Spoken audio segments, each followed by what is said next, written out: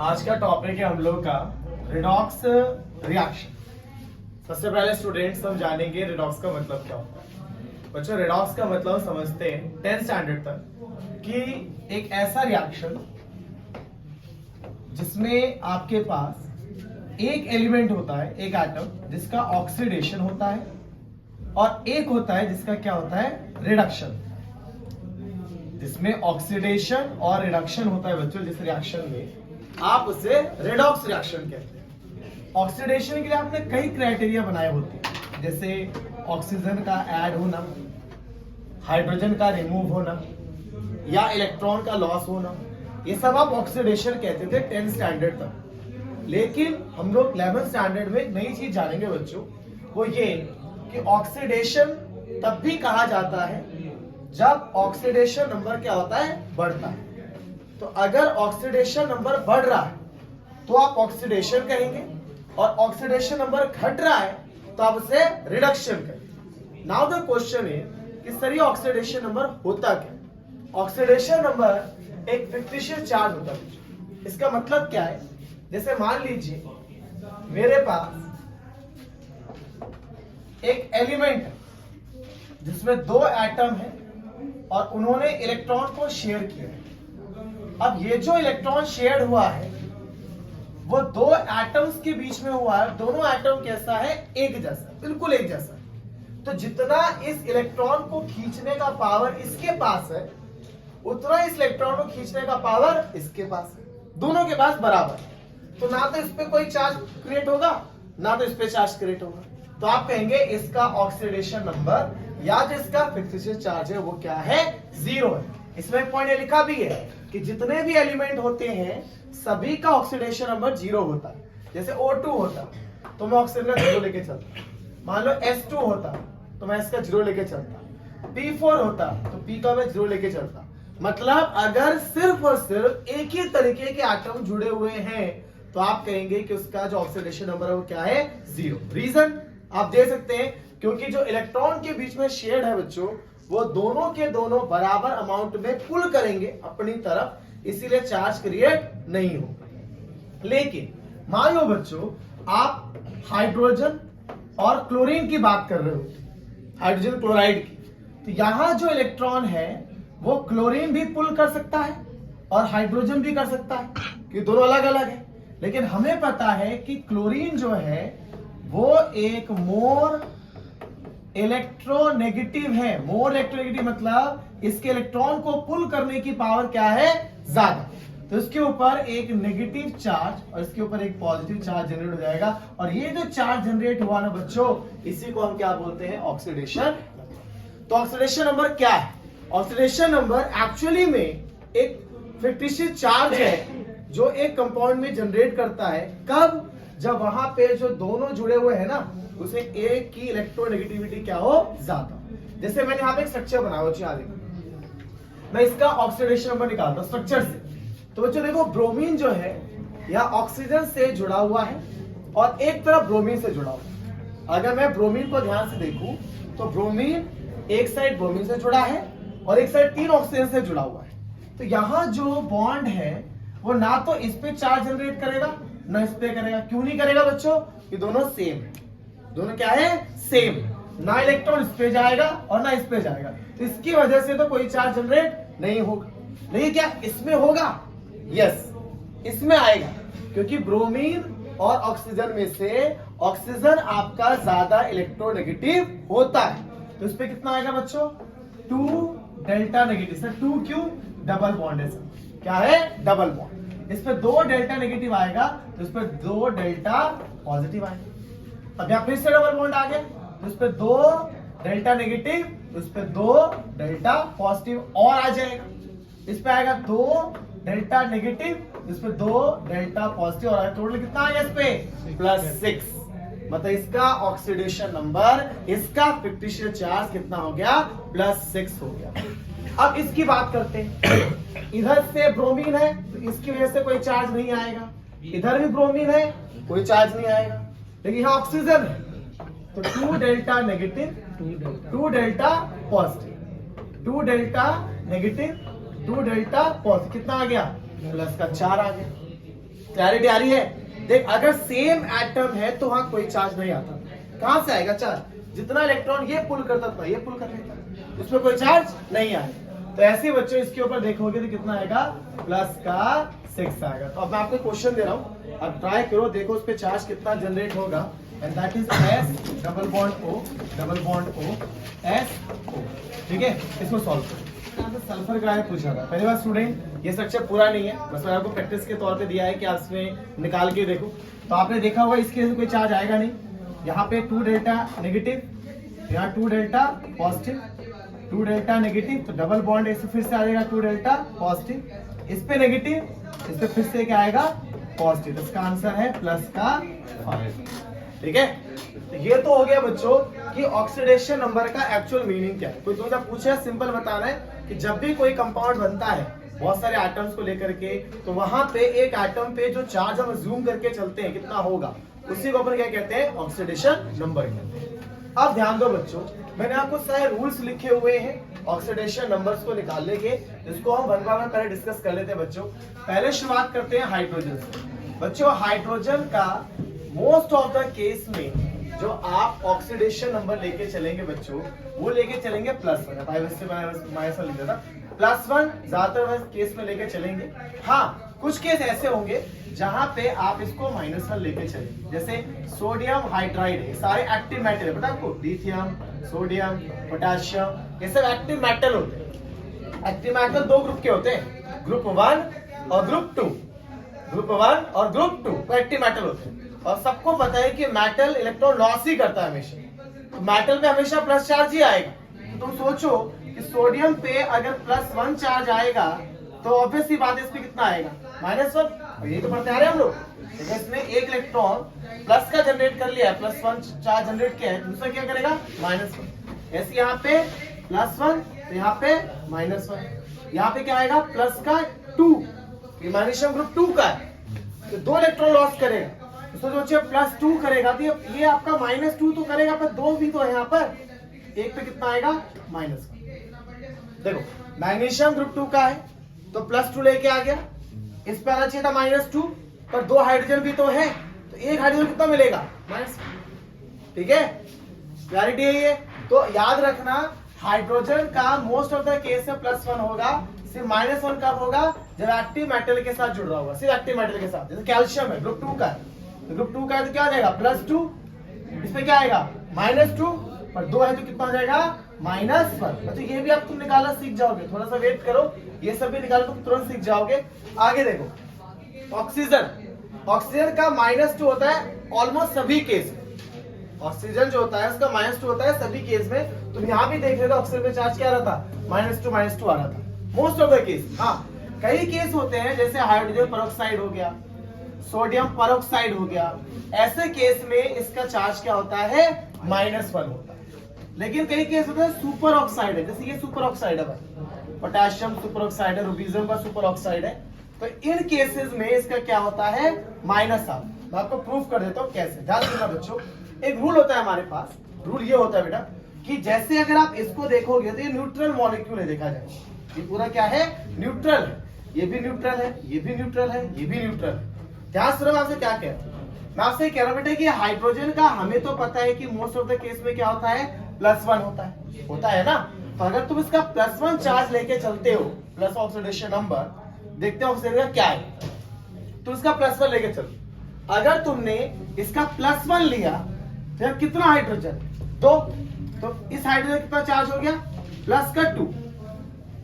Hydrogen का मिल गया +1 × 2 क्या हो गया, +2। ऑक्सीजन का मेरे को नहीं पता तो मैंने उसको x मान लिया, पर क्योंकि ऑक्सीजन 2 है तो 2x लिखना जरूरी है, क्योंकि मैं उसको निकाल रहा हूं, ऑक्सीजन मेरे को नहीं पता ना भाई, तो मैंने उसको क्या ले लिया, x मान लिया। देख हाइड्रोजन का +1 होता है, मोस्ट ऑफ द केस में होता है ना, तो +1 × 2 +2, और सामने बंदा मेटल भी नहीं है तो तुम उसको -1 लेके चलो, तो +1 × 2 +2 हो गया। ऑक्सीजन का मेरे को नहीं पता तो मैंने क्या मान लिया, x, कितने वहां पे, 2, तो 2x इज इक्वल्स टू में क्या ये चार्ज पार्टिकल है, नहीं न्यूट्रल है, तो इक्वल्स टू 0 ले लो, क्या ले लो, 0। जैसे यहां देखो बच्चों,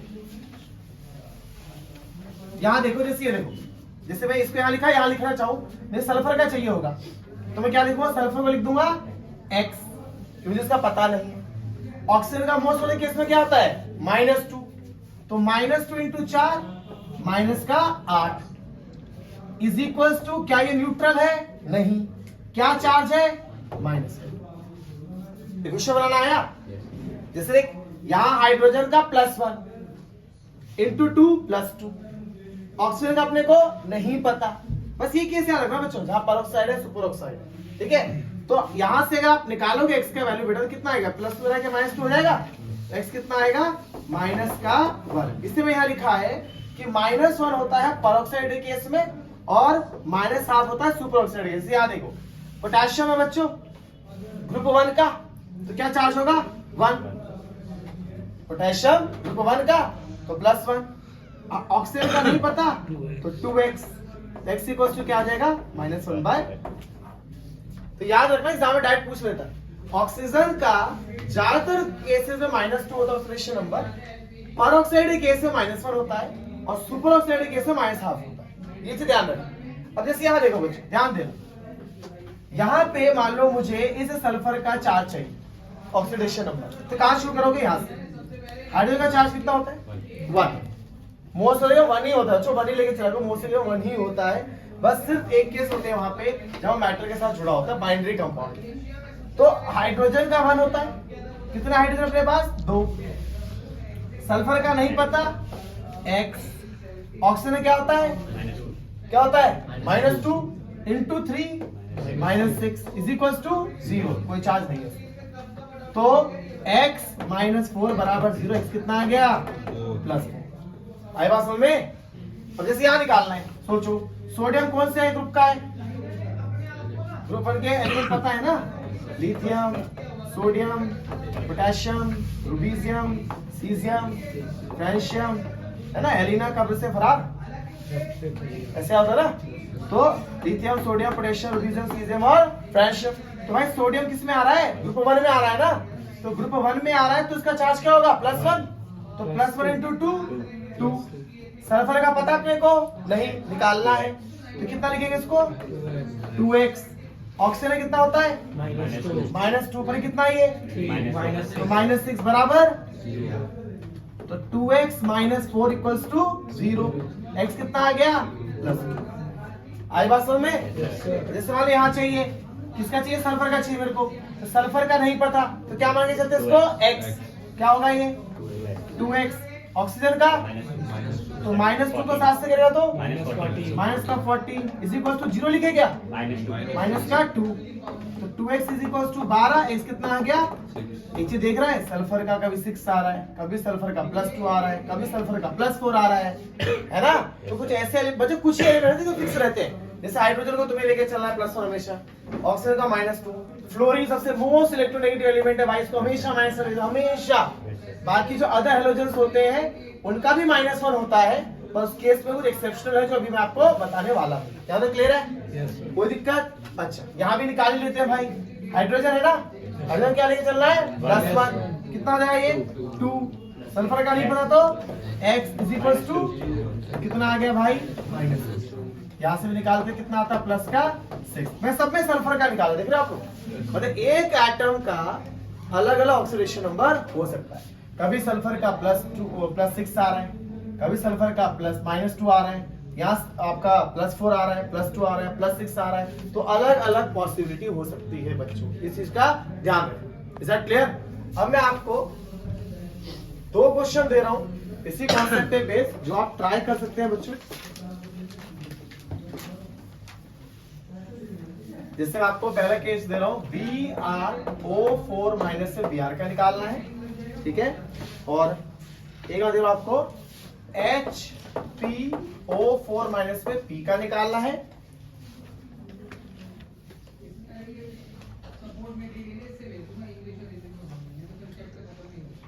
एक हम निकाल लेते हैं बच्चों KMnO4 में Mn का निकाल लेते हैं।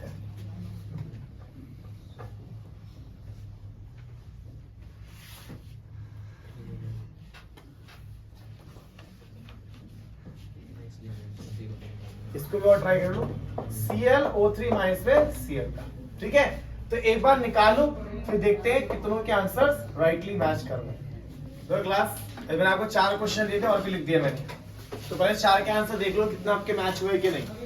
तो ब्रोमीन का चाहिए अपने को, तो ब्रोमीन को मान लो X, साथ में क्या ऑक्सीजन, ऑक्सीजन चार्ज कितना होता है -2, तो कितना ऑक्सीजन है, तो माइनस का R इक्वल्स टू -1, X हो गया प्लस का 7, कोई दिक्कत। अच्छा मैंगनीज का चाहिए अपने को, पोटेशियम ग्रुप 1 का 1 प्लस X, ऑक्सीजन का -2 तो -8, X आ गया प्लस 7, यार एक हाइड्रोजन का 1, फास्फोरस का नहीं पता, ऑक्सीजन का -2 तो -8, तो यार भाई कितना प्लस का 6, ठीक है। और Cl का देख X, ऑक्सीजन का -6 बराबर -1 प्लस का 5, कितनों का मैच हुआ। अब आप फटाफट इसको ट्राई करो, इसके आंसर बताता हूं मैं आपको जल्दी से। दो क्लास ये जो भी दिए थे इसके सभी बच्चे भी आंसर अपने मैच करना। जैसे ब्रोमीन का आपने निकाला होगा, तो ब्रोमीन को X माना होगा माइनस का 5, तो X आ गया होगा प्लस का 5। यहाँ कार्बन का निकालना है बच्चों, तो कार्बन का X मान लो, कितने कार्बन है 2, और hydrogen 2 is equal to 0, X कितना आ गया माइनस का 1, ठीक है, कोई दिक्कत। तो यहाँ देखो इसको X माना होगा प्लस का 4, X आ गया होगा माइनस का 4, ग्लूकोज में 6X है ना, 6X प्लस का 12 तो -2 6 माइनस का 12 इक्वल 0, ये तो 0 आ रहा है यहाँ पर। C6H12O6 में कार्बन का जो वैल्यू आना चाहिए वो आना चाहिए बच्चों 0।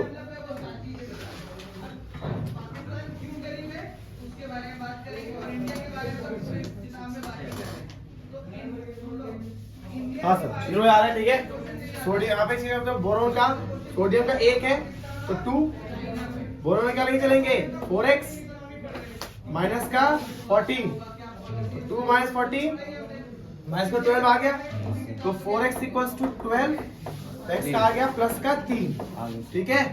यहाँ देखो 2X प्लस 4 तो X हो गया माइनस का 2, ठीक है। कार्बन का X, ऑक्सीजन का -2 इंटू 2 माइनस का 4, तो X आ गया प्लस का 4। यहाँ देखो कार्बन को मान लो X, हाइड्रोजन 4 है माइनस का 2, तो X आ गया -2, कितने के सारे मैच हुए। मतलब तुम्हें ऑक्सीडेशन नंबर क्लियर है कि कैसे निकाला जाता है। लेकिन बच्चों से और भी केसेस है, जैसे कि आप लोगों का पेरोक्साइड केसेस वगैरह आते हैं, अभी तक कहीं केसेस में भी आपका फ्रैक्शन में नहीं आया। अब मैं आपको बता रहा हूं कि कई बार आपको जो ऑक्सीडेशन नंबर है वो फ्रैक्शन में मिलेगा, तो वहां कैसे निकालेंगे और वहां क्या चीज से रिलेटेड है वो मैं आपको बताने जा रहा हूं, ठीक है। तो देखो क्लास, हमने ऑक्सीडेशन नंबर्स निकालना सीख लिया है, लेकिन अब हम इसमें कॉन्सेप्ट और डिस्कस कर रहे हैं, and that what we call the paradox oxidation number और द फ्रैक्शनल ऑक्सीडेशन नंबर। कई बार ऐसा होगा बच्चों कि जब आप ऑक्सीडेशन नंबर निकालेंगे तो फ्रैक्शन में आएगा, तो ऐसी सिचुएशन को एग्जाम में आप डायरेक्टली ऐसे नहीं पुटअप कर सकते कि आपने फ्रैक्शन में लिख दिया। जैसे यहाँ देखिए, अगर आप Fe3O4 है, नॉर्मल जो मेथड सीखा हमने उससे अगर आयरन का ऑक्सीडेशन नंबर निकाला जाए तो ये आएगा 3X माइनस का 8 इज इक्वल टू 0, और X क्या आ जाएगा 8/3 फ्रैक्शन में। बच्चों कभी भी अगर फ्रैक्शन में ऑक्सीडेशन नंबर आता है तो एक चीज माइंड में हमेशा बना लो कि वो ऑक्सीडेशन नंबर आपका एवरेज ऑक्सीडेशन नंबर है, एक्चुअल नहीं। क्या है वो? Average oxidation number. ऐसी सिचुएशन में आपको स्ट्रक्चर का नॉलेज होना बहुत जरूरी है, विदाउट स्ट्रक्चर आप आंसर नहीं निकाल पाओगे। जैसे कि मैंने साइड में Fe3O4 का स्ट्रक्चर बनाया हुआ है, तो ये आपका फ्रैक्शन में है, मैं आपको एक्सप्लेन कर रहा हूं फ्रैक्शन में कैसे आया है। जैसे आयरन है, अभी आपने निकालना सीखा हुआ स्ट्रक्चर से, पहले वही सिखाया था मैंने आपको, तो आप सोच के बताओ मुझे इस आयरन पे चार्ज कितना आएगा ऑक्सीडेशन नंबर, सोचो। इस पे इधर तो आयरन ही है, इससे तो कोई चार्ज आने वाला है नहीं। इस पे आएगा 2 डेल्टा नेगेटिव, 2 डेल्टा नेगेटिव, और इस पे 4 डेल्टा पॉजिटिव। क्लियर है बात? अच्छा, इस आयरन का सोच के बताओ क्या होगा चार्ज? 0, क्योंकि दोनों साइड आ रही नहीं है, तो ना तो इधर से चार्ज इधर से चार्ज। इस पे कितना आएगा सोचो? प्लस का 4 डेल्टा पॉजिटिव। तो देख, इस पे कितना चार्ज है? 4। इस पे कितना है? 0। इस पे कितना है? 4। 4 0 4 4 0 4, ये नंबर है ना? और कितने आयरन है? 3। तो कितना आ गया? आई बात समझ में? जब तुमने नॉर्मल निकाला तो 8/3 आया था ना, तो 8/3 का मतलब है 8 जो है वो तीनों आयरन का मिलाकर होगा और वो 3 से डिवाइड करके लिखा होगा। आई बात समझ में? सबको क्लैरिटी है? इसको बोलते हैं पैराडॉक्स। पैराडॉक्स का मतलब हुआ कि फ्रैक्शन में कभी भी आता है तो समझ जाओ कि वो एक एवरेज ऑक्सीडेशन नंबर है। जैसे कि लेड का देखो, यहाँ पर निकालो इसका, तो कितना आएगा? 3x माइनस का 8 इज इक्वल टू 0। x कितना आएगा? 8/3। अब यहाँ निकाल के देखते हैं बच्चे, ये कंप्लीट बॉन्ड नहीं होता, ध्यान रखना, ठीक है? इसका निकाल के बताओ कितना होगा? 4 डेल्टा पॉजिटिव। इसका ये बॉन्ड नहीं होता, ये पार्शियल बॉन्ड है, कंप्लीट नहीं है। इधर से देखो बस, 2 डेल्टा पॉजिटिव। इधर से 2 डेल्टा पॉजिटिव। कितना है? 4 2 6 2 8 डिवाइड बाय 3। आई बात समझ में? अब सल्फर का देखो, यहाँ पर निकालो एक बार। 2 प्लस x माइनस का 10, x कितना आ गया? 8। तुम बोलोगे भाई ये तो प्लस 8, गलत थोड़ी ना, फ्रैक्शन में थोड़ी ना आया है। देखिए बेटा, सल्फर जो है वो ग्रुप 16 का है, और ग्रुप 16 का मैक्सिमम ऑक्सीडेशन नंबर होता है +6। पी ब्लॉक डी ब्लॉक में, आप लोग पी ब्लॉक में और इस ब्लॉक में पढ़ो ये सब चीजें कि ग्रुप 16 का मैक्सिमम ऑक्सीडेशन में कितना होता है? +6। और ये कितना है? +8। तो गलत है, ये गलत है। अब हमें यहाँ इसके स्ट्रक्चर से निकालना पड़ेगा।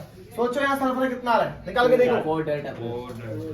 इसकी वजह से डेल्टा पॉजिटिव, इसकी वजह से भी डेल्टा पॉजिटिव, इसकी वजह से 2 डेल्टा पॉजिटिव, और इसकी वजह से 2 डेल्टा। कितने हो गए? आई बात समझ में? यहाँ कितना रहा था? +8। मतलब फ्रैक्शन में आएगा तो समझ जाओ स्ट्रक्चर की नीड है, कोई अनएक्सपेक्टेड बिहेवियर आएगा तो समझ जाओ, ठीक है?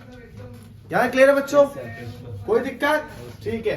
तो अब यहाँ पे जितने स्ट्रक्चर मैंने बनाए थे बच्चों, उसमें से एक स्ट्रक्चर और यहाँ पे मैंने लिखा हुआ है, एंड दैट इज C3O2, ठीक है? इसमें कार्बन का देखोगे तो कितना आएगा? देखो 3x माइनस का 4 बराबर 0। x कितना आ रहा है? 4/3। तो निकाल के देखो, इस कार्बन कितना है? देखो सोचो, 2 डेल्टा प्लस 2 डेल्टा प्लस, इसका 0, इसका 2 डेल्टा। तो 2 0 0, सॉरी 2 0 4, कितना हो गया? 4। Yes sir. कितने डिवाइड है? 3/3। क्लैरिटी है? समझ आ गया? ऑक्सीडेशन नंबर भाई फ्रैक्शन में आता है या कभी अनएक्सपेक्टेड आता है, तो समझ जाओ कि वहां पे आपको विदाउट स्ट्रक्चर्स का ऑक्सीडेशन नंबर नहीं मिलेगा। तो जो आज के लेक्चर में आपको सिर्फ ये बताया मैंने कि ऑक्सीडेशन नंबर निकालते कैसे, ठीक है? नेक्स्ट क्लास में डिस्कस करेंगे इस ऑक्सीडेशन नंबर के बेस पे रेडॉक्स रिएक्शन में किसका ऑक्सीडेशन हुआ, किसका रिडक्शन हुआ, और फिर लास्ट में डिस्कस करेंगे इसके बैलेंसिंग को लेकर के, जो एग्जामिनेशन पॉइंट ऑफ व्यू सबसे इंपॉर्टेंट, ठीक है?